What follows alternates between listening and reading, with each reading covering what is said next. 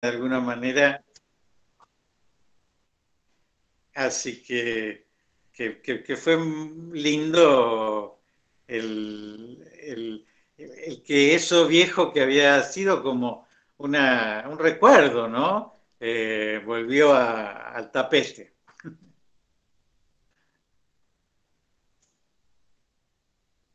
Bien, qué lindo padre, qué emocionante todo lo que ha vivido. Además, al primer año de haberse ordenado sacerdote. Sí, no tenía ni un año. La verdad es que fue muy llamativo, sí. Vos sabés que el cardenal Guarrachino nos preguntó si alguno de nosotros había dudado, porque muchos de los milagros eucarísticos se producen cuando el sacerdote duda de la presencia Claro. viva de Jesús en la Eucaristía, ¿no? Y eso nos dolió mucho porque yo, por ejemplo, estaba recién ordenado, ¿no? Y los otros sacerdotes eran piadosos y el diácono todavía estaba preparándose para su ordenación, así que fue todo un tema, ¿no? Porque la iglesia es como, no digo cruel porque no es por crueldad que lo hace, ¿no? Pero es como sumamente prudente, ¿no? Y no va a permitir nunca la veneración de algo que sea dudoso, ni por el hecho en sí, ni por los testigos del hecho, ¿no? Así que hasta nos hicieron unas preguntas en el año 2000 como psicológicas, ¿no? Sobre la veracidad de los testigos, ¿no? Es decir, si los testigos son verosímiles, ¿no? Es decir, si se les puede creer. Así que fue todo un tema difícil, ¿no? Porque, bueno, era como que nos tomaban exámenes y nosotros no habíamos hecho nada, ¿no es cierto? Había pasado. Pero bueno, qué sé yo, es para el bien de la iglesia, ¿no? Que se cuida tanto todas estas cosas, ¿no? Exacto. Bueno, los que quieran ir haciendo preguntas pueden hacerlos por el chat y le vamos preguntando al padre Eduardo. A ver, padre, yo le tengo otra pregunta también, Sí, porque me imagino llevando la muestra siempre a científicos, que por ahí no todos son católicos, incluso sé que la iglesia se cuida también en ese sentido, de que sea algo tan objetivo que los científicos tienen que ser muy profesionales y demás. ¿Cómo fue cuando ellos recibieron esa muestra y algo que está vivo, que... mira, los primeros análisis fueron muy difíciles porque muchos médicos se negaron a escribir lo que ellos veían, con una cierta lógica, ¿no? Porque decían, si yo escribo lo que veo, me sacan la matrícula. Decía, ¿no? Porque decir, ningún pedazo de carne puede estar vivo fuera del organismo, ¿no? Que lo sostiene.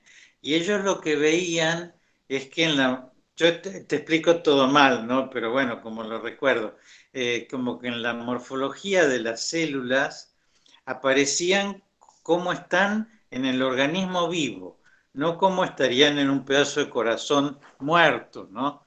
Y eso les parecía como algo que ellos no podían certificar, ¿no? Eh, por eso fue todo un tema, ¿no? Y tardó bastante tiempo. Y este laboratorio de Estados Unidos, como propiamente decir, tenía como objeto el estudiar estos fenómenos paranormales o lo que fuera, entonces, bueno, ellos se animaron a presentar un informe con, con, con toda la crudeza de lo que veían y explicar por qué, ¿no es cierto?, afirmaban esas cosas, ¿no? Claro, claro, sí, toda una investigación. Debe haber cambiado a muchos también, ¿no? Personalmente. Sí, pienso que sí, pienso que muchos médicos, viste que algunas veces las personas científicas pues, confían mucho en su inteligencia, ¿no? Y muchas veces lo sobrenatural lo minimizan o lo confunden con algo psicológico o estérico. Entonces, qué sé yo, si yo dijera, me habla Jesús, quizá me internan, ¿no es cierto? No, pero Sí. esto era algo objetivo, ¿no es cierto? Era algo que se podía analizar, ¿no? Y eso también fue muy como incontestable, ¿no? Claro. Bueno, aquí ya hicieron muchas preguntas, así que voy a empezar a ver. More dice, ¿qué impresión tuvo al hablar con Carlo Acutis y cómo reaccionó usted al ver el primer milagro eucarístico? Mira, lo de Carlos en realidad me pareció un chico amoroso. Viste que en un mail uno no tiene mucha captación de lo que es una persona, ¿no? Que es distinto ahora con las redes, que uno puede escuchar la voz o ver el rostro. Lo que sí me pareció esto que les digo de que él no dudaba y que lo único que buscaba era datos para poder darle a los demás. Y eso me pareció como muy lindo, que él no necesitaba que yo le explicara ni que le confirmara. Y eso me gustó mucho de él, ¿no? Me pareció un chico muy creyente y muy creyente en la Eucaristía, ¿no? Por eso fue que pensé, este chico va a ser sacerdote, porque viste que la Eucaristía y el sacerdocio están muy unidos, ¿no? Y dije, bueno, ¿por qué le importa tanto, no? Yo no sé exactamente qué edad tenía él, pero por lo que pienso, debió haber tenido 13 años, porque fue unos años antes de que muriera. Claro, muy jovencito para tener esa certeza Sí. y estar investigando además algo así, ¿no? Sí, sí, y además que, sí, él lo que contaba que iba a hacer parecía como algo demasiado grande, ¿no? Para un chico, ¿no? Que quería hacer como una muestra, parecía como algo exagerado, por decirte, ¿no? Pero por otra parte, claro, yo soy anterior, ¿no? Al mundo de Internet y al mundo virtual, y entonces quizás a mí me resulta más difícil pensar que se puede comunicar el Evangelio a través de las redes, ¿no? Pero en él se veía que era algo con lo que había crecido, ¿no? Que le parecía como lo normal que se predicara ahí, ¿no?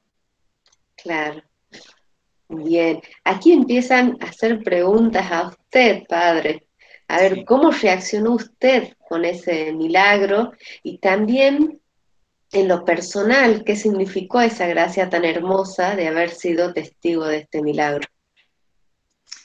Mira, yo siempre creí, nunca dudé porque era muy evidente, ¿no? Si yo lo había visto los pedazos de hostia y había visto y vi la hostia convertida en un pedazo de carne. Acá yo tengo una gotita de sangre del milagro eucarístico. ¿Qué pasó? No sé si se llega a ver bien, pero ¿qué pasó?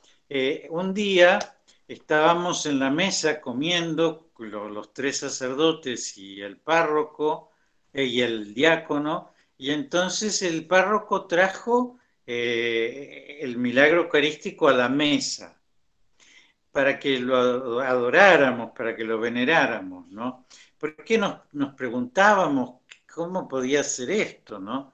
Y entonces el párroco agarró un palillo de dientes, lo pinchó y salió una gota de sangre.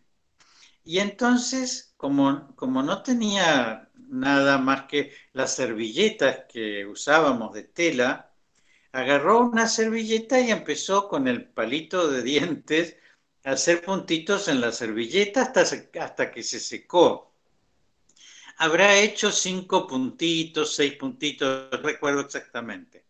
Pero la cuestión es que después, a la semana, una cosa así, nos regaló un relicario chiquitito. El mío tenía la Virgen de Luján y adentro estaba el cuadradito este, ¿no es cierto?, que ven ahí, con una puntita de la sangre. Eso lo hizo delante de mis ojos, ¿no? Es decir, que que yo no tengo duda, ¿no es cierto?, de que sangró, de que fue así, porque eso lo vi. Así que dudar nunca dudé. Siempre me llamó la atención que no se pudriera. Y de hecho, como este se guardaba en un sagrario que estaba al lado de mi cuarto. Y entonces yo todas las mañanas lo olía pensando, pedazo de carne fuera de la heladera se va a pudrir. Y nunca, nunca tuvo feo olor, ¿no? Al contrario. La carne estaba lustrosa, como si fuera la carne del hígado, ¿viste? Que es como una víscera, y después era de un color rojo fuerte, como este sillón, ¿no? Es decir, y después a los 40 días se evaporó el agua, que se fue evaporando de a poquito, y se secó y quedó como una costra, tal cual como se lo ve hoy, ¿no? Tal cual como aparece en, no sé si en la foto del flyer que hicieron para invitar, que es como está ahora, ¿no? Entre dos vidrios que se exponen en una custodia. Y me preguntabas a mí personalmente lo que me pasó. A mí lo que me pasó es que yo estaba recién ordenado y es como que es como que la Eucaristía me ganó, ¿no es cierto? Es decir, como yo dije, bueno, ¿qué voy a hacer? ¿No es cierto?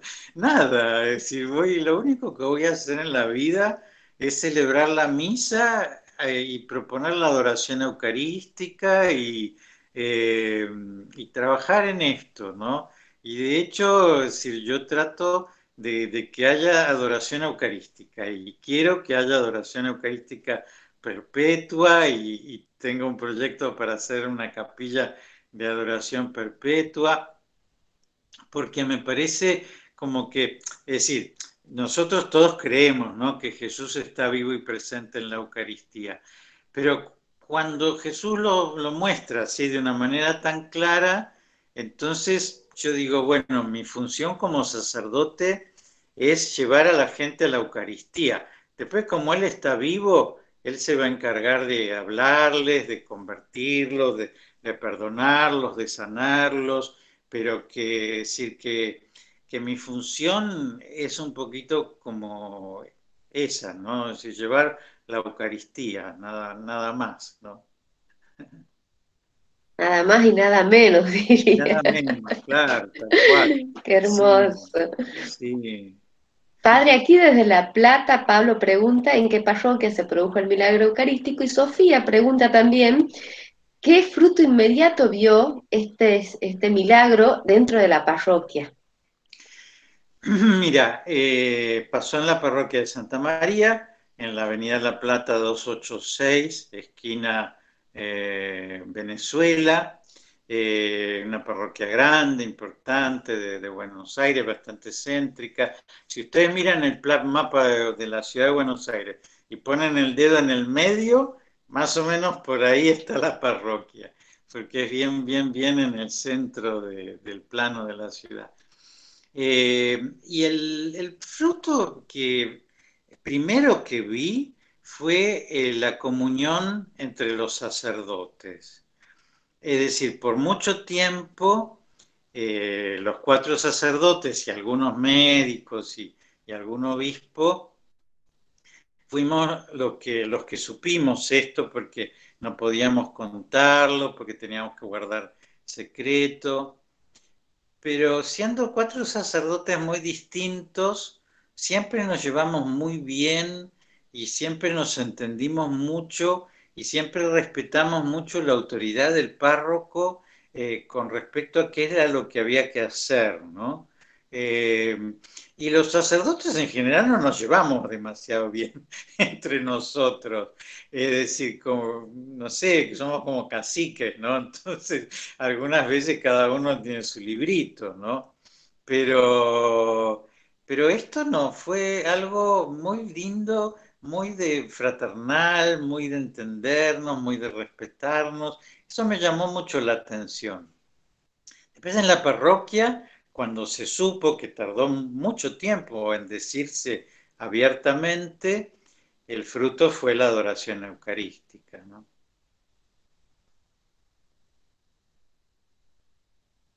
Claro, sí, me imagino esa devoción a la Eucaristía. Sí. Y aquí también nos pregunta a ver qué sintió usted cuando se enteró que Carlos fue beatificado. Mira, mucha sorpresa porque en realidad yo, ya te digo, lo conocí muy poco, pero es verdad que fue muy poco tiempo todo, ¿no? Y entonces, es decir, siempre recordé esto, es decir, recuerdo su mail, recuerdo la muestra de los milagros, recuerdo haber sabido que se había muerto, recuerdo haber sabido que se inició la causa de canonización y recuerdo, ¿no es cierto?, la noticia de va a ser beatificado y eh, todo pasó en bastante poco tiempo. Pensá que Carlos en este momento tendría 30 años, ¿no? Es decir, sería aún ahora un joven, ¿no?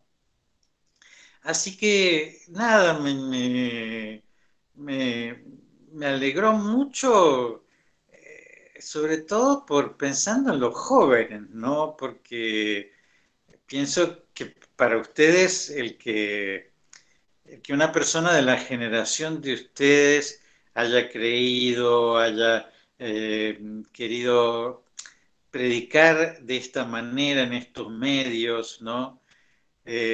No sé, uno pertenece a otra generación, ha tenido otra forma de comunicar, pero me parece tan lindo para los jóvenes una oportunidad de verse en un espejo de santo, ¿no?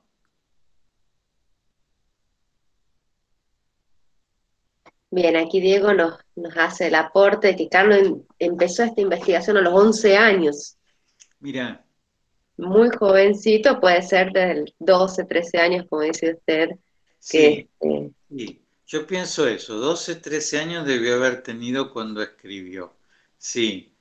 Hubiera querido tener los mails, pero ni siquiera sé exactamente si me escribió a mi mail personal o al mail de la conferencia episcopal. Y ninguno de los dos lo tengo, ¿no? Es decir, porque, claro, son muchos años, ¿no? Es decir, que ya se cerraron esas dos direcciones. exacto. Y bien, padre, con este milagro usted tuvo contacto con Carlos y con el ahora Papa Francisco. Sí, porque en realidad él fue el que finalmente recibió los informes y el que autorizó. Yo trabajaba bastante con él en la conferencia episcopal, yo trabajé 15 años, eh, 3 de esos 15 años él fue el presidente de la conferencia episcopal, así que en esos 3 años trabajé muy de cerca con él. Y nada, fue muy, muy, muy... Yo discutía, porque yo soy discutón, en el sentido que yo tengo una formación tomista y él es jesuita. Y entonces él a esto lo definía como un signo eucarístico y decía que había que esperar a que la fe lo convirtiera en un milagro eucarístico, es decir, si había conversiones, si había adoración, si surgían vocaciones, entonces él iba a hablar de milagro eucarístico. Ahora, desde la doctrina tradicional, es decir, desde la doctrina así más tomista, que es en la que yo fui formado, en realidad un milagro eucarístico es un milagro eucarístico aunque nadie crea en él, ¿no es cierto? Aunque nadie se convierta, aunque no pase nada. Es como un hecho objetivo, ¿no? Entonces, que dos pedacitos de hostia se conviertan en un pedazo de carne que 8 años después está vivo y herido, es un milagro eucarístico más allá de si la gente lo cree, ¿no? Y entonces muchas veces discutíamos esas cosas, tonteras, ¿no? Porque lo que él dice también tiene su lógica, ¿no? Es decir, que bueno, que lo él lo que decía es como que la ciencia no tiene que decirnos un milagro, sino que la fe es la que tiene que decirnos el milagro, ¿no? Lo que pasa es que la naturaleza del milagro es un cambio que no tiene causa. y que por eso esa causa se la atribuimos a Dios, ¿no? Y entonces en el milagro la ciencia tiene mucho que ver, ¿no? En las curaciones, en todo eso, es decir, la ciencia es la que dice, esta persona no podría haberse curado de no haber sido por la intercesión de tal santo, ¿no? Y los milagros que permitieron la beatificación de Carlos, por ejemplo, ¿no? Claro, me imagino esas discusiones tomistas y jesuitas. Un Santo Tomás también, un gran adorador de la Eucaristía. Sí, es el que escribió los himnos eucarísticos, sí, sí, sí, sí, sí. Exacto. Y habló particularmente del tema de los milagros eucarísticos porque en tiempo anterior a él hubo unos grandes milagros que de hecho dieron lugar a la fiesta del Corpus Christi. Claro, sí. Muy... Bueno, Pablo, le están saludando hasta de Venezuela. Qué Tucumán, lindo. Venezuela, La Plata, eh, Entre Ríos también, de todos lados están sumándose y escuchando este testimonio que seguramente nos llena el alma para poder seguir. Y hay algo que también nos dicen, una pregunta de Alexis, interesante. ¿Qué cree que nos quiere decir nuestro Señor con este hermoso milagro? Mira, Alexis y todos los que escuchen esto, ¿no? Que Jesús quiere que nosotros sepamos que Él está vivo y quiere que no lo tratemos como una cosa o como una doctrina, sino que quiere que lo tratemos como un amigo, pero además como un amigo, como el único amigo que está dispuesto a dar la vida por nosotros, ¿no? Entonces, que eso, que a Jesús le duele nuestra indiferencia, nuestra ingratitud, nuestra indolencia, que le duele que nosotros no lo visitemos, que no nos importe si estamos en gracia o no estamos en gracia, si comulgamos o no comulgamos, si nos confesamos o no nos confesamos. Es decir, que todas esas cosas Jesús cuando nos muestra que está vivo y que está herido, de hecho, es lo que le muestra Santa Margarita María de Alacoque cuando le muestra el Sagrado Corazón, ¿no? Dice, he aquí el corazón que tanto ha amado a los hombres y a cambio recibe tantas ingratitudes. Amadlo y reparadlo sin cesar, ¿no? Es decir, que evidentemente lo que quiere Jesús es que lo amemos y lo reparemos. Bien, y además, por ejemplo, dos santos, San Tarcisio y Carlos, dos jóvenes de la Eucaristía, también llama un poco la atención, ¿no? Porque antes de Carlos, si bien otros santos adoradores y demás, pero el fuerte era San Tarcisio en su momento, ya que tiene muchos años. ¿Y qué Mm. cree también que puede querer decirle a los jóvenes? O que estos jóvenes están tan confiados y tan seguros de que es realmente Cristo, somos por ahí los adultos los más duros. Mira, ¿sabes qué pienso? Que hoy cuando uno habla con los jóvenes, en general Jesús no es rechazado, sino lo que es rechazada es la iglesia, ¿no es cierto? La iglesia como institución, ¿no? Los sacerdotes, las monjas, los colegios religiosos, los curas pederastas, todas estas cosas que verdaderamente hieren a un joven que lo que busca es alguien que tenga coherencia, ¿no? Entre lo que enseña y lo que vive. Entonces, bueno, es verdad, ¿no? Que la verdad la iglesia tiene muchas cosas que han pasado y que pasan que son difíciles y que hemos perdido credibilidad, ¿no? Pero que la Eucaristía o el Evangelio, es decir, que todo lo que se refiere a Jesús no pierde credibilidad, porque Jesús realmente mantuvo sus ideas hasta la muerte y realmente amó, perdonó, comprendió, fue pobre, fue casto, es decir, eh, no sé, dio testimonio con su vida de cada una de las cosas que enseñaba, ¿no? Entonces ustedes pueden decir, este cura es un gordito cómodo y tendrán razón. Pero, pero de Jesús no. no van a poder decir eso como yo no puedo decir eso, ¿no? Es decir, Jesús está realmente tan fiel a su palabra, ¿no? Eh, y hacerse pan, a dejarse comer por nosotros, que en realidad es tan lindo creer en Él y es tan terrible no creer en nada, ¿no? Como pasa hoy en el mundo. Y hay que como restaurar la credibilidad porque no creemos en los políticos, no creemos en nadie realmente. Ya les digo, ni en la iglesia, ¿no? Pero bueno, más allá de todo eso, creamos en Jesús y eso no lo dudemos. Bien, qué lindo, padre. Lo siguen saludando desde La Rioja, desde Estados Unidos. Es una Qué lindo, porteña, pero que está en Estados Unidos, la está escuchando, qué con un lindo. horario distinto, pero está desde Catamarca. Bien, desde muchos lugares. Y hay algunas preguntas, bueno, que por ahí ya las fue contestando, pero también vuelven a preguntar qué significó este milagro en su vocación y también preguntan que evidentemente Carlos sintió desde muy pequeño ese llamado, pero por ahí como usted ya una experiencia personal, cómo uno se da cuenta si está llamado al sacerdocio. Bueno, sí, eso en cada caso es bastante distinto, ¿no? El llamado, porque es curioso que Dios es infinito y cada persona es distinta y entonces a unos los llama de una manera, a otros los llama de otra.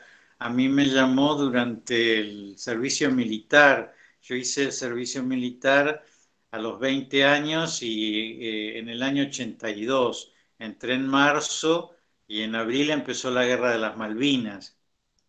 Nunca fui a la guerra, siempre estuve en la reserva y me estuvieron preparando para mandarme a la guerra. Yo tenía 20 años, pero a mí eso me sirvió como para replantearme mi vida, ¿no? Es decir, el sentido de mi vida, qué era lo que yo quería. Y en ese momento así de planteo profundo fue que yo sentí que Jesús me pedía ser suyo, ¿no? Primero. Y después ser sacerdote, es decir, primero la idea de santidad, ¿no es cierto? De ser suyo, de pertenecerle, de no buscar otra cosa más que él. Y después la idea de serlo de esta forma particular del sacerdote, ¿no? Pero en general lo que pasa es que hay una cierta insatisfacción. Es decir, uno estudia algo, pero eso no lo llena, uno se pone de novio, pero eso no le sacia. Es decir, hay como una cierta insatisfacción en los éxitos, ¿no? Porque, bueno, los fracasos, lógicamente, es lógico que nos dejen insatisfechos, ¿no? Pero bueno, nada, conseguimos un trabajo, pero ese trabajo no nos llena, entramos en el estudio que queremos, pero ese estudio no nos sacia, salimos con la chica que nos gusta, pero eso no nos llena el corazón. Y entonces, bueno, esa insatisfacción se pregunta, pero bueno, ¿qué me satisface? ¿No? Es decir, ¿de qué tengo sed? ¿No? Es decir, ¿qué sería lo que realmente me daría satisfacción? ¿No? Y en esa pregunta, Dios empieza como a decirme, acá estoy yo, ¿no? Y fíjate que te gusta estar conmigo, y fíjate que no sé, que te sentís bien cuando sentís mi presencia y así. Bien, muchas gracias por esa aclaración, esa guía para algunos que seguramente están ahí viendo su vocación. Sigue saludando de Entre Ríos, Corrientes, Paraguay y demás. Y aquí una linda pregunta también personal, padre. Ya siguen haciendo preguntas personales. Y preguntan cómo se siente a partir de ese milagro cuando celebra una misa. Bueno, es decir, mira, Es algo que me llama la atención, que yo nunca siento necesidad de volver a Santa María a ver el milagro eucarístico, ¿no? Ahora faltan unos días para el 8 de mayo, pues seguramente iré porque en general el párroco nos llama, pero como te diría, no es algo es algo que me alegra, que es muy lindo, pero no es algo que necesito, porque para mí el reencuentro con el milagro es cada misa, ¿no es cierto? Es decir, y lo mismo pienso que le pasa a la gente que va, que no siente, uy, mirá lo que pasó acá, como si te dijera un lugar en donde se aparece la Virgen o donde ha pasado algo extraordinario, sino que en general las personas que van lo que sienten es que en su misa, en su parroquia, en su sagrario,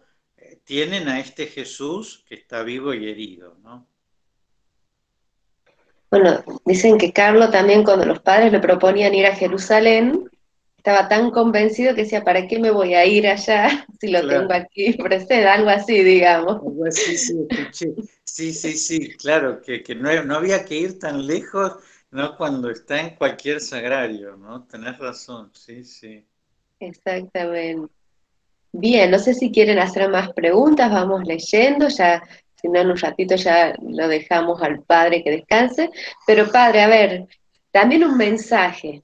Estamos aquí trabajando por la misión para poder llevar este mensaje de Carlos, pero el mensaje de su vida no es lo más importante, sino lo que él nos quería transmitir, que es justamente la importancia de la Eucaristía en nuestra vida. ¿Qué creo, cómo cree que a los jóvenes podemos llegar hoy o a algunos adultos por ahí que están un poco alejados y que necesitan sentirse de nuevo cerca de Dios?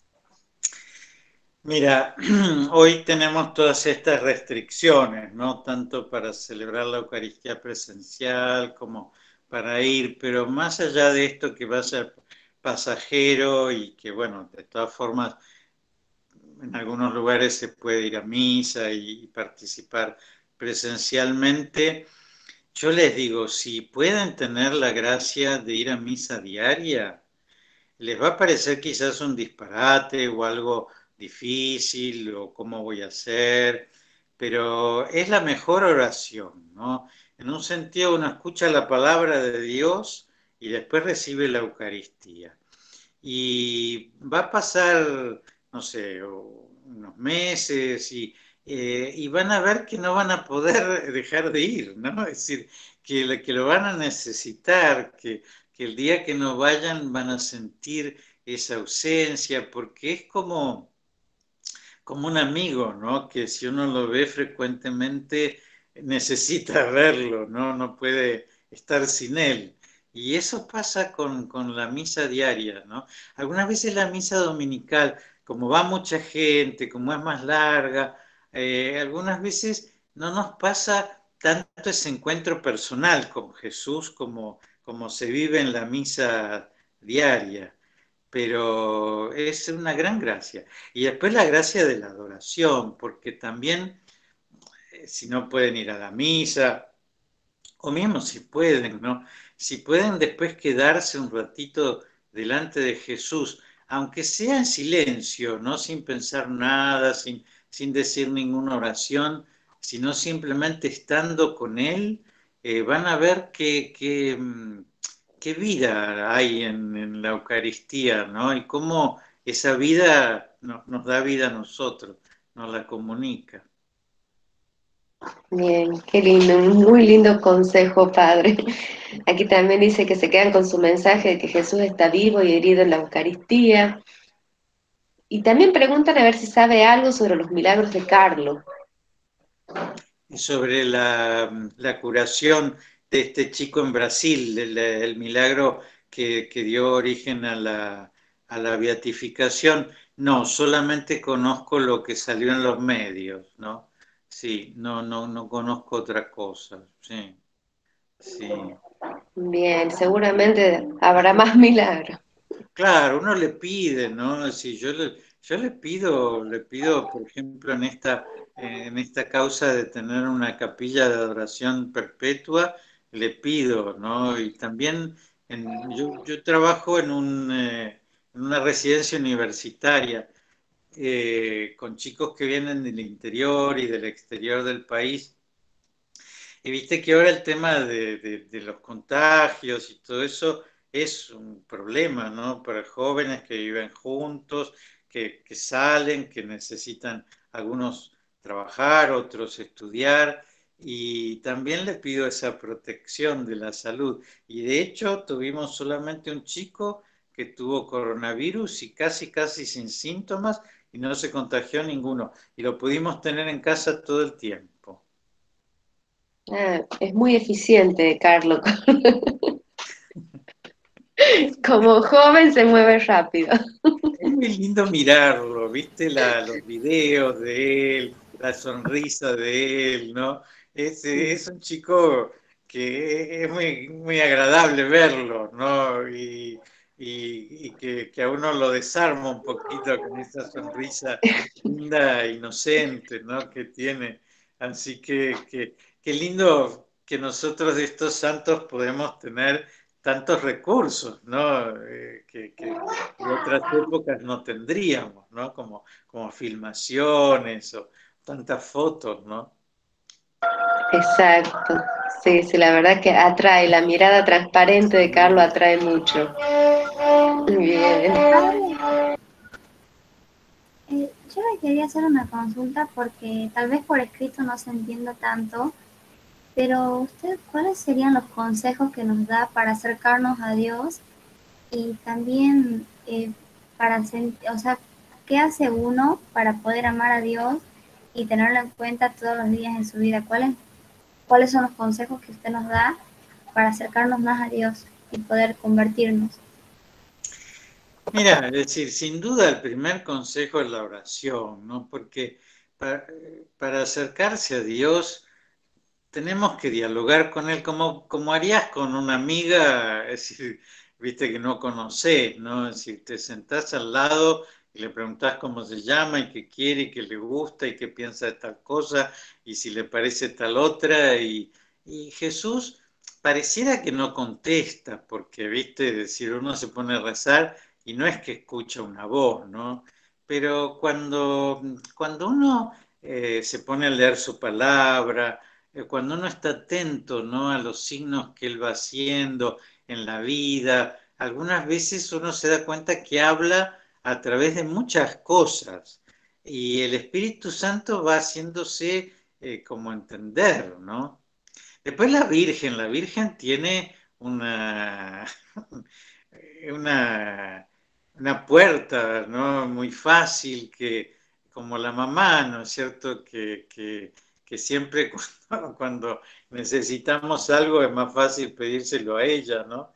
Y entonces recurrir a ella, pedirle que nos una a Dios, bueno, que yo la confesión, por ejemplo, la confesión, ¿sabes qué? Va limpiándonos todas las oscuridades que nosotros tenemos y viste como si fuera un vidrio que está sucio, ¿no? Y entonces ya no ves del otro lado, ¿no?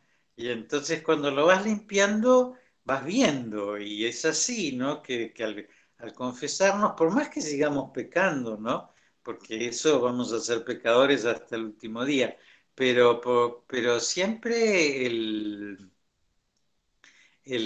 confesarnos va como haciéndonos más capaces de escuchar a Dios, de saber qué quiere de nosotros, porque además justamente te va mostrando, bueno, quiero que dejes de hacer tal cosa, quiero que cambies tal otra, quiero que seas más generoso, quiero que seas más paciente, es decir, te va diciendo eso, ¿no?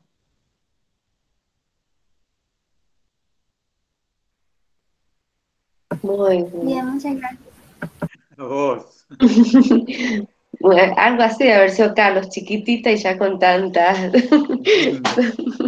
Qué lindo con tantas preguntas lindas. Exacto, qué lindo.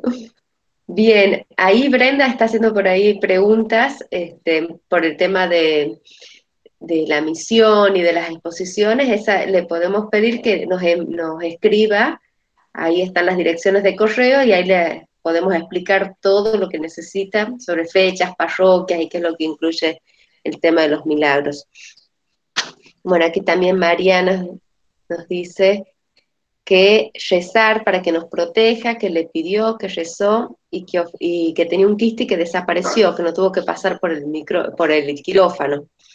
Así que bueno, van contando por ahí algunas experiencias, algunas gracias exactas de Carlos, que como les digo, es muy eficiente.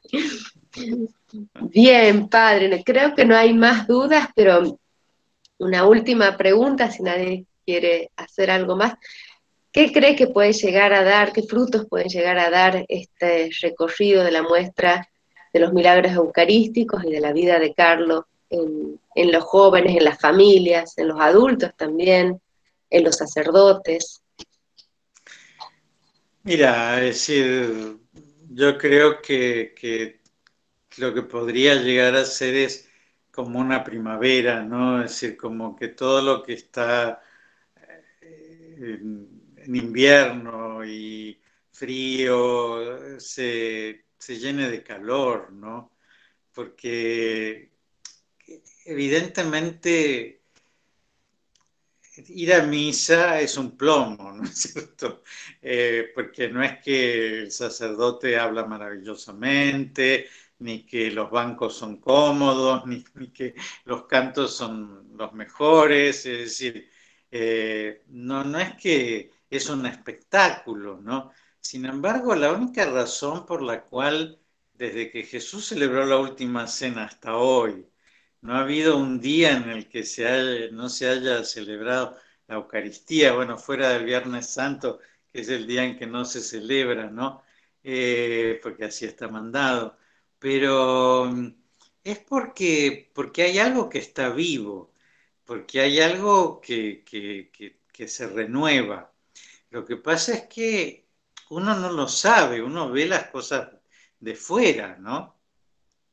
Y entonces, nada, el ver las muestras, el milagro eucarístico, y verlo a Carlos como un milagro eucarístico también, ¿no es cierto? Porque, es decir, que un joven desee comulgar siendo chiquito, que diga que la Eucaristía es su autopista al cielo, que se ponga desde los 11 años a recopilar por todo el mundo más de ciento no sé cuántos milagros eucarísticos, para hacer una página web, para contárselo a todos los demás, es un milagro. En realidad ningún joven se preocuparía por eso o tendría eso, ¿no? Es decir, es eso, que cuando uno descubre que hay algo que está vivo y que me da vida, evidentemente todo lo que es frío se derrite, ¿no? Y la vida empieza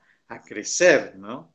Y de eso sale todo, de eso sale la conversión, de eso salen las vocaciones. Las vocaciones no solamente a ser cura, ¿no? Es decir, la vocación a ser un santo maestro, un santo albañil, un santo abogado, un santo gobernante, lo que sea, ¿no? Es decir, pero hacerlo realmente como una forma de amar y servir a Dios, ¿no?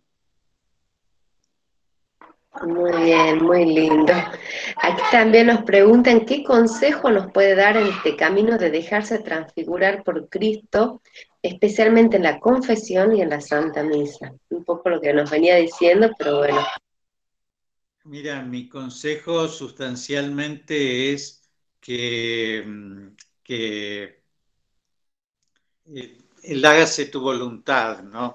Que nosotros decimos en el Padre Nuestro, y es decir, que el consejo es o nosotros somos Dios o Dios es Dios, ¿no?